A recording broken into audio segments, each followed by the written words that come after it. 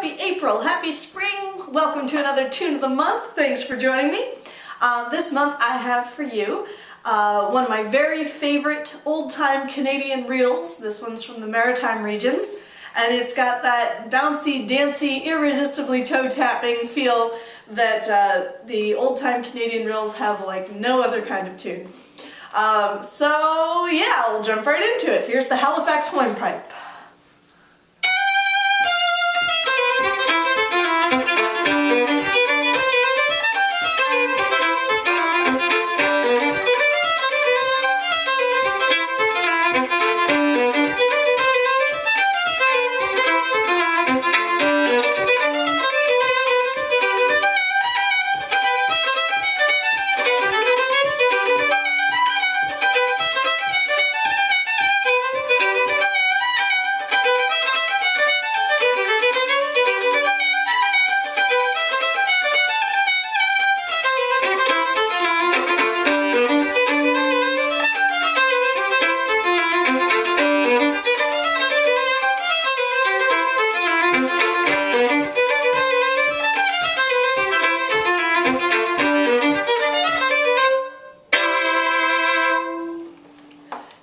Get you dancing, I don't know what will. So for those of you who are here to learn it, stick around. For those of you just listening, I'll see you next month when it's even more spring out. But okay, tune learners, grab your fiddles, grab your cellos, grab your whistles, whatever you got. And as always, I'm going to teach you by ear now, but if you are one of those people who finds a little bit of sheet music helpful for learning tunes, make sure you jump on my email and mailing list. I always send out sheet music with ornaments and bowings and everything that we talk about on this video, but only to my email list. So go to my website, www.mariblack.com, and sign up for that if you'd find it helpful. Okay, so this tune is in C major, at least for the A section. One of the things that I love about a lot of these old-time Canadian reels is that they actually change keys for the B section, and this is one of those tunes. You may have heard that when I played it through. The A section is in C major, no flats, no sharps, and the B section is in G major, 1 sharp, F sharp. But we'll get to that in a second. The important thing for this tune to get that bounce is the bowing. So we're going to take a lot of attention to that as we go. Here's the A section. I'm going to play it through slowly the whole way so you can hear it broken down.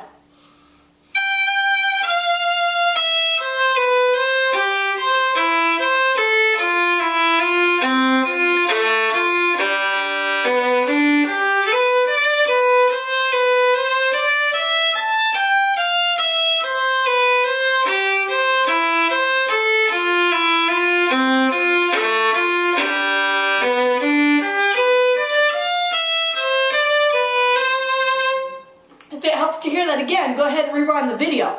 Right now, I'm going to help you take that apart so you can figure out what sounds like a whole bunch of notes is actually a couple very easy patterns. If you've been following the Tune of the Month, you've heard us talk about fiddle tune form, that within each section there's usually a part 1, then a part 2, back to part 1, and an ending, which often starts the same way as part 2. This tune is no exception. The part 1 has a repeatable pattern, and it's even the bowing is a pattern. It's going to start with in the first group of 4 notes. It's going to go down bow for 1 and then slur 3. There are 2 pickups first. Down, slur 3, cross the string. Now same pattern, but with an F chord.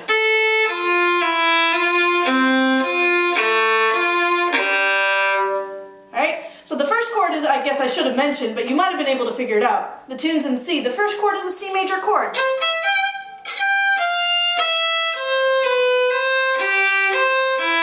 F chord, down, slur. Part 2 is a G major arpeggio.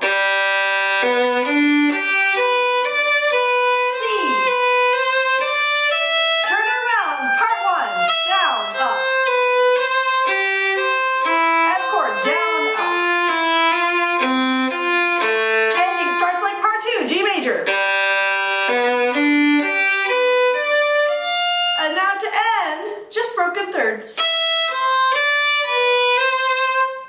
And that's the whole tune. All right, so the bowing that I told you about in part 1, down slur, cross the string, and down slur, cross the string. In part 2, in the ending, it's going to reverse. Rather than going down bow for 1 and up for 3, you're going to go down for 3 and up for 1. That's going to give it the contrast, the smoothness that will contrast the bounciness of the part 1. Watch how it works. Part 1 is bouncy, down, slur 3 up. Bounce. Down, slur. Still bounce. Smooth it. Smooth it. Bounce. Bounce.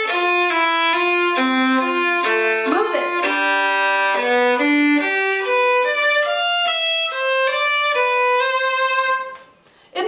That whenever you start getting bowings that have odd numbers of slurs, 3 plus 1 or 1 plus 3, it really gives you a very distinctive character. The 3 slur down bow and then the 1 up gives it a smooth and then a little bit of kick. The down slur gives you a very bouncy kind of feeling, a downbeat heavy. By switching between them, you get a real complex feel, even though the bowing is very simple. This governs a lot of dancey Canadian tunes, so play around with it in others. Alright, and we'll see how it works out in the B section. Now, as I mentioned before, the B section has changed keys to G major, giving it that brighter feel. So get your F sharps ready to go. Here we go.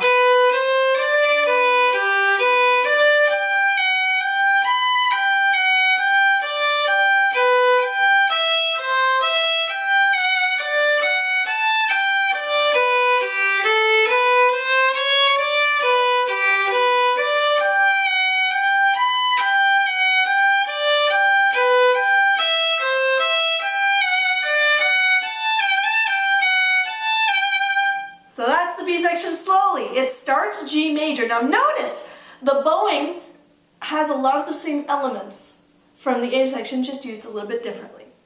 Start with a G major arpeggio. Slur and slur.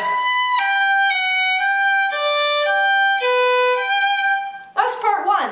So we have there a bounce bowing, down, then slur, up bow. And a smooth bowing, slur down bow, then up, right back to back. Watch it again. Bounce. Smooth. Isn't that cool? When you back to back them, watch it one more time. Bounce. Smooth. Here's part 2, C major arpeggio.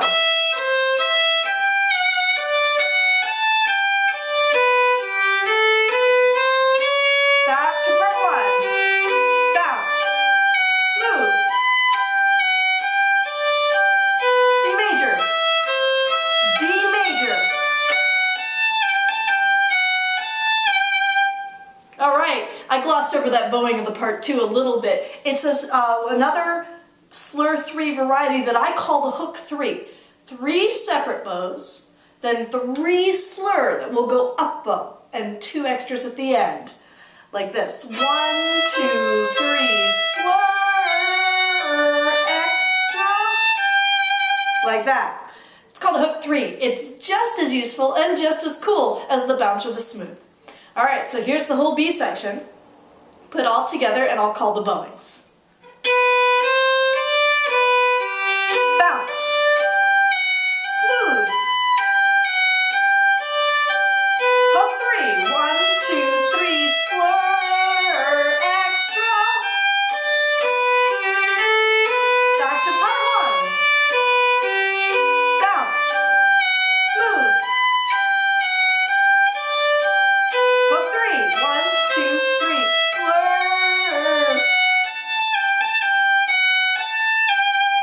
And that's the whole thing. One last note that's very useful. You may have noticed that I ended both sections up bow. And this is so my next pickups to the next section can go down bow. it gives it a little bit of a bouncier feel. If you're from a classical tradition or even maybe the Irish tradition or a smoother tradition of fiddling, you might be used to ending sections down bow, so you can slur up bow in the next pickup and smooth them out. Slurs will always smooth things. If you want a little chunkier and bouncier, like for these Maritime reels, you'd love those first pickups to start down bow, as opposed to, you can probably feel the difference even there out of context. If you want to start your pickups down bow, you need to end your section up bow, and that's just a little slur. I'm going to do the whole tune with all the bowings. Play it with me. A part is in C. C chord, bounce. F chord, bounce. Smooth it, G. Smooth. Bounce. Bounce. Smooth. Slur up bow to repeat.